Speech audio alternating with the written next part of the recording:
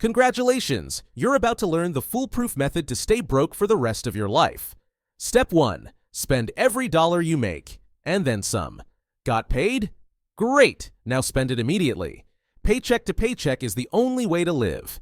And if you ever run out, just put it on a credit card. Future, you will figure it out, right? Step 2. Never save, never invest. Savings accounts? Investing? That's for rich people. Just keep telling yourself, I don't have enough to save, even when you do. It's a great way to stay financially doomed. Step 3. Keep buying things you don't need. New iPhone? Gotta have it. That trendy jacket? Can't live without it. Because nothing screams financial responsibility like impressing people online while your rent is late. Step 4. Rely on one income source forever.